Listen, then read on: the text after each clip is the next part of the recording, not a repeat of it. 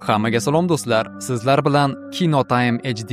Bugun biz sizlarga dramatik triller Parij zombilar shahri filmi haqida aytib beramiz. Tasavvur qiling, bir kechada butun insoniyat qandaydir virus tufayli zombilarga aylanadi, lekin bularning orasida faqat siz qahramon bo'lib omon qolasiz va ushbu film xuddi shunday holatni ochib beradi.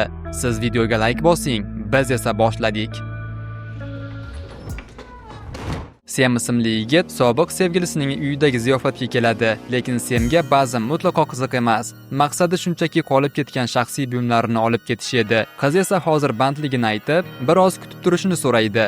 Sem noqulay ahvolda divanga o'tiradi. Kutish cho'zilib ketgach, narsalarini berishni yana bir bor eslatadi. Qiz esa gaplashib olish bahonasida uni alohida xonada kutib turishga ko'ndiradi. Sem esa boshqa xonaga kiradi va narsalarini topadi, lekin to'satdan ahvoli og'irlashib, burnidan qon kela boshlaydi. Holsizlanib stulga o'tiradi va uxlab qoladi.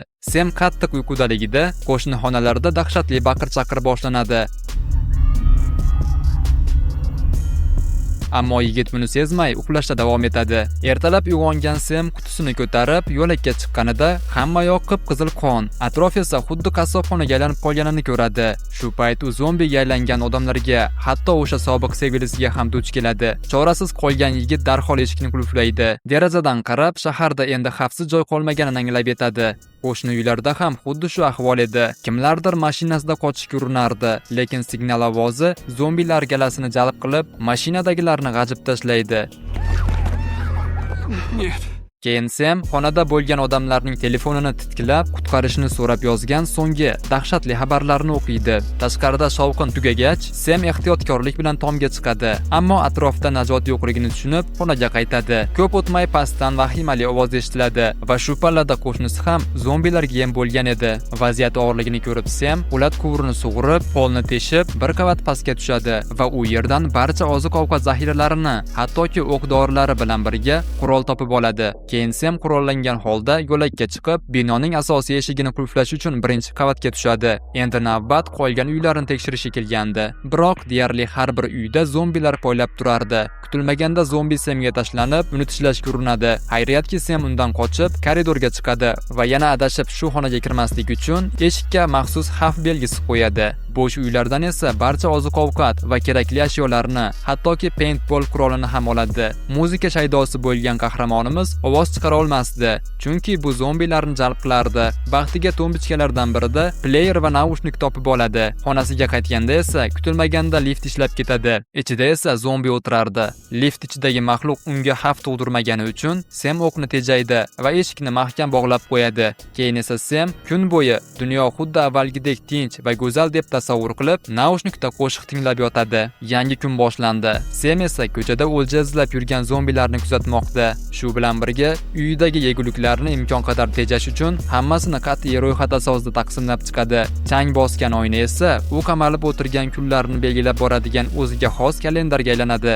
Bir necha kundan keyin yolg'izlik asoratini berib, yigitning ruhiyati sekin-asta so'na boshlaydi. Ichidagi stress va alamni chiqarish uchun yigit baraban chalishga tushadi. Albatta bunday kuchli shovqin bino atrofiga birgala zombilarni boshlab keladi. Bu yerda har bir kun nihoyatda zerikarli o'tmoqda. Sem ba'zan tunda tomga chiqib, zombiga aylanmagan kimnidir topishga umid qilib, atrofga qaraydi. Kunduzi esa vaqt o'tkazish uchun paintball quroli bilan zombilarga bo'yoqli o'q otib, o'zini ovutadi. Biroz vaqt o'tib, yangi muammo paydo bo'ladi. Quvurlarda suv to'xtaydi. Jismoniy holatini normada saqlash uchun Sem qavatlar bo'ylab yugurib mashq qila boshlaydi. Hatto liftda qolib ketgan o'sha zombi bilan qo'l berib so'rashib, unga Alfredo deb ism qo'yadi. Lekin bularning hech biri uning ruhiy charchoqlarini davolay olmasdi. Endi u tez-tez Alfredoning yoniga kelib, xuddi eski qadrdondek o'sha avvalgi tinch hayot haqida gaplashadigan bo'ladi. Hozir Sem uchun eng og'ir narsa bu yaqinlarining ahvoli qanday ekanligini bilmaslik edi. Kunlarning birida Sem pastda bir mushukni ko'rib qoladi. Sem hech bo'lmasa mushuk bilan ovinish uchun pastga tushadi. Mushukni tutaman deb Sem birinchi marta ochiq ko'chaga chiqadi va beixtiyor zombilarning nishoniga aylanadi. Semjon holatida yo'ldagi mashina ichiga yashirinadi, lekin u yerdagi to'polon boshqa mahluqlarni ham chorlaydi. Sem mashinaning orqa eshigidan chiqib, zo'rg'a o'z uyiga qochib kirishga muvaffaq bo'ladi. Biroq xonaga kirgach, Sem zombilardan biri uni tishlab olganini payqaydi. Shunda yigit tez orada o'zi ham vahshiy mahluqqa aylanishidan dahshatga tushadi. Ammo oradan bir necha soat o'tsa ham, virusdan hech qanday alomat ko'rinmaydi. Ko'p o'tmay esa u ko'chada mo'jiza tufayli tirik qolgan boshqa bir odamni ko'rib qoladi. Yaxshiroq ko'rish uchun shosha-pisha tomga chiqadi, lekin afsuski atrofda hech kimni ko'rmaydi. Kuz yaqinlashib, kunlar soviy boshlaydi. Oziq-ovqat zaxirasi ham tugab bormoqda. Sem tashqariga chiqib yegulik qidirishni o'ylaydi-yu, lekin qo'rquv ustun kelib, uydan chiqa olmaydi. Yarim tunda esa uni shubhali shovqin uyg'otib yuboradi. Qo'rquvga tushgan Sem eshik ortida kimligini bilmay, darhol o't ochadi. Ammo eshik ortida zombi emas, balki haqiqiy odam edi. Dahshatga tushgan yigit darhol uning yarasini bog'lashga va yordam berishga kirishadi. Xayriyatki qiz omon qoladi va uning ismi Sara. Sem uni darhol savolga tutadi. Ma'lum bo'lishicha, Sara yo'l-yo'lakay boshqa tirik qolgan odamlar bilan uchrashgan. Biroq ularning hammasi allaqachon aqldan ozib ulgurgan edi. Sem qizni shu binoda qolishga va bu yerda to'liq xavfsiz ekanligiga ishontirmoqchi bo'ladi. Ammo Sara mutlaqo boshqacha fikrda. Kechasi otilgan o'q ovozi butun atrofga vahshiy zombilarni yig'ib bo'ldi. Kim bilsin, balki ular tez orada pastki asosiy eshikni ham buzib kirishar.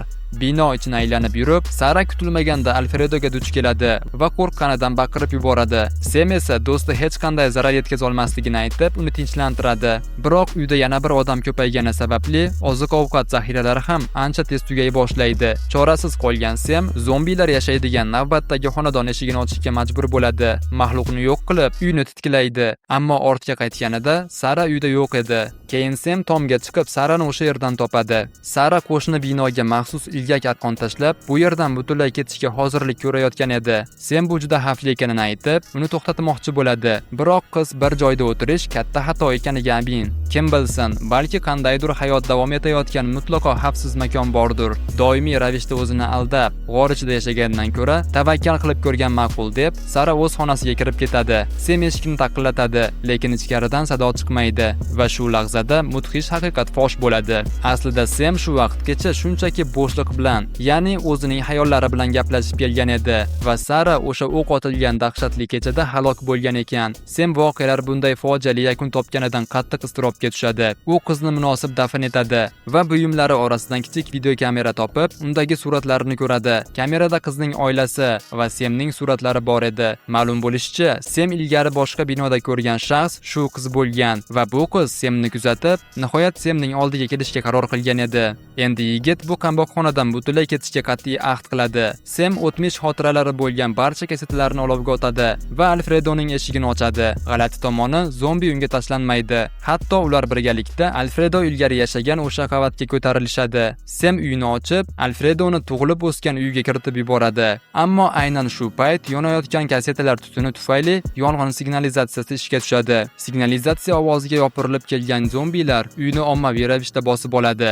Sem qarshilik ko'rsatadi, biroq vahshiy mahluqlar haddan ziyod ko'p edi. Oxir-oqibat u qochib, lift shaxtasi ichiga, aynan Alfredoning eski o'rniga yashirinadi va shaxta orqali yuqoriga ko'tariladi. Afsuski, yuqori xonani ham zombilar egallab olgan edi, lekin quyuq tutun tufayli zombilar Semni sezmaydi. Vaziyatdan foydalangan Sem zo'rg'a tomga chiqib oladi va bor kuchi bilan arqonni qo'shni binoga uloqtiradi. Nihoyat Sem kuchini yig'ib sakraydi, lekin yo'nalishdan chiqib devorga qattiq uriladi va hushidan ketadi. Birozdan so'ng o'ziga kelgach, arang tom tepasiga chiqadi. Shu payt to'satdan uzoqroqdan musiqa ovozi yangraydi. Bu esa Semning qalbida boshqa tirik odamlarni uchratish va yashab qolish umidini uyg'otadi. Mana shu hayajonli sahnada esa dahshatli film ham o'z nihoyasiga yetadi.